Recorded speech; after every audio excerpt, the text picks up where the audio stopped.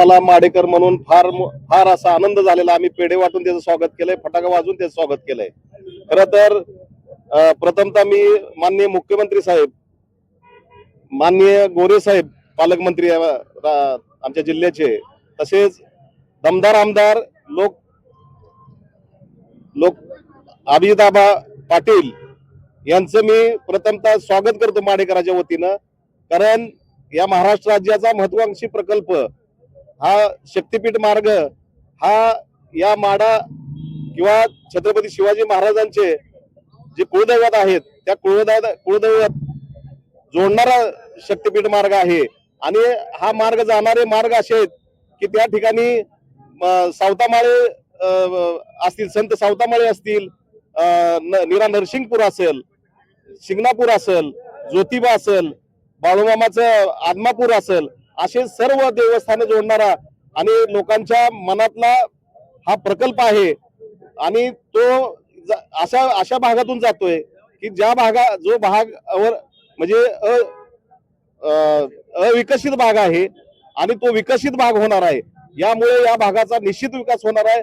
आम्ही माडेकर खूप दिवसापासून असा आमच्या भागातून रस्ता जाण्याची खूप अशी आम्ही आतुरतेने वाट पाहत होतो. परंतु या माढा तालुक्याचे आमदार अभिजित पाटील साहेब यांनी यांच्या विशेष प्रयत्नातून मुख्यमंत्री साहेबांना ह्या गोष्टी पटवून देण्यामध्ये ते यशस्वी झाले आणि आमच्या भागातून हा महामार्ग जातोय. त्याच्यामुळे आमचं शहर निश्चितच पुढच्या काळामध्ये त्याला कनेक्टिव्हिटी मिळाल्यामुळे सुधरेल असं आम्हाला आणि रोजगार मिळू शकतो या लोकांना. या ठिकाणी MIDC सारखे प्रकल्प देखील रस्ता आल्यामुळे उभा राहू शकतात.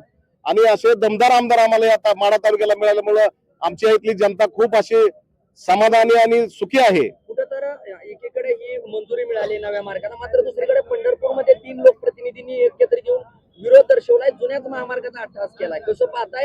त्यांच्या दबावाला कुठं शासन स्तरावरून फेरबदल होईल असं वाटतं? खरं तर हा त्यांनी जी काय विरोध दर्शवायचं काम केलंय ते जिल्हा परिषदच्या निवडणुका हे डोळ्यासमोर ठेवून खरं तर हा विरोध दर्शवलेला आहे. कारण असं काही होणार नाही. कारण हा प्रकल्प सुचवलेला जो आहे आणि मुख्यमंत्र्यांनी जी मनात घेतलेला प्रकल्प आहे याची कारण अशी आहेत की हा मार्ग जाणार आहे, हा मार्ग अविकसित भागातून विकास करणारा आहे. त्याच्यामुळं ज्या बाजूनी एक हायवे ऑलरेडी जातोय आणि त्या हायवेला पॅरलल हायवे नेण्यापेक्षा आणि मुळातच त्या हायवेला देखील वाहतूक सध्या कमी आहे आणि त्याच बाजूने अजून एखादा हायवे जाणं त्यातून काही निष्पन्न होणार नाही. परंतु ह्या हायवेचं ज्यावेळेला अविकसित भागातून गेल्यामुळं ह्या भागातील जनतेचा निश्चितपणे विकास होणार आहे. या तालुक्याचे कर्तृत्ववान आमदार अभिजितआबा पाटील यांच्या प्रयत्नातून मुख्यमंत्री साहेबांनी नागपूरचे गोवा हा शक्तीपीठ महामार्ग माड्याजवळून नेण्याचा जो निर्णय घेतला तो माडेकर म्हणून मला अतिशय त्याचा आनंद झाला.